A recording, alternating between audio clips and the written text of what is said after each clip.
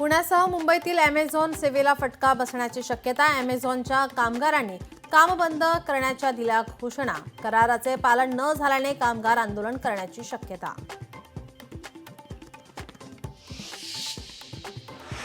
कृषी उत्पन्न बाजार समितीत सोयाबीन नंतर आता तुरीला मातीमोल भाव। तुरीच्या दरात मोठी घसरण। शेतकऱ्यांचा उत्पादन खर्चही निघेना। अमरावती बाजार समितीत हमी भावापेक्षा कमी दराने तुरीची खरेदी।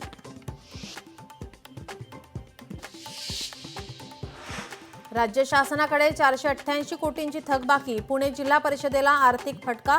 मुद्रांक शुल्काचे अनुदान रखडले।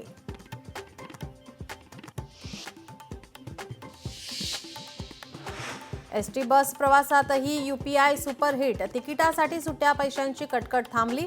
पुणे विभागात सध्या 1800 यूपीआय मशीन।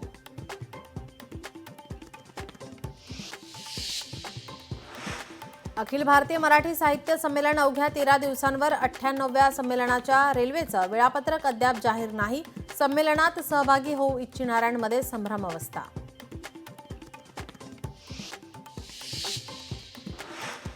नवी दिल्लीत यंदाचे 98वे अखिल भारतीय मराठी संमेलन आवश्यक सुविधांसाठी खास दूत नेमल्याने आयोजकही अवाक। पंतप्रधान मोदी संमेलनाचे उद्घाटन करणार।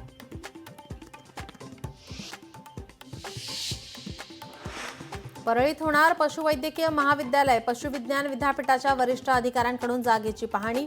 महाविद्यालय स्थापन करण्याचे पंकजा मुंडेंनी केलं होतं जाहीर।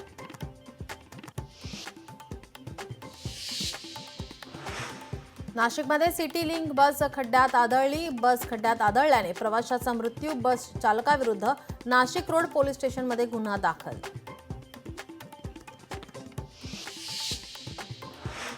नाशिकच्या कान्हेरी मैदानावर तरुणीवर प्राणघातक हल्ला। तरुणाने चाकूने केला तरुणीवर हल्ला। वैयक्तिक वादातून हल्ला झाल्याचा प्राथमिक अंदाज।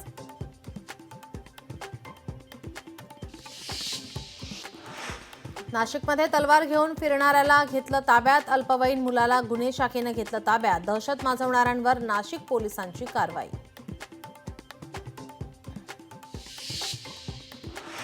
नांदेड शहर गोळीबाराने पुन्हा हादरलं। गोळीबारात 2 जण जखमी। नांदेड शहरातील गुरुद्वारा परिसरातील घटना। जखमींवर शासकीय रुग्णालयात उपचार सुरू।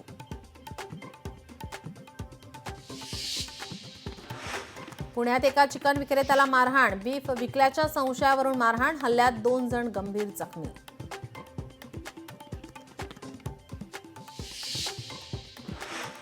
छत्रपती संभाजीनगरमध्ये खुलताबाद जवळ भीषण दुर्घटना। भरधाव वाहन उभ्या ट्रॅक्टर ट्रॉलीला धडकले।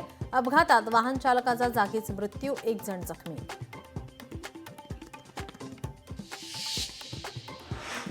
नागपूरमध्ये अल्पवयीन मुलीचा विनयभंग। स्टेशनरीच्या दुकानात खरेदी करण्यासाठी गेलेल्या मुलीचा विनयभंग।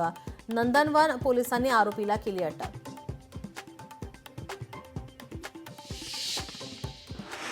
भंडाऱ्यातील लाखनी ग्रामीण रुग्णालयातील कर्मचाऱ्यास मारहाण। संपूर्ण मारहाण सीसीटीव्हीमध्ये कैद। मारेकरींवर कठोर कारवाई करण्याची मागणी।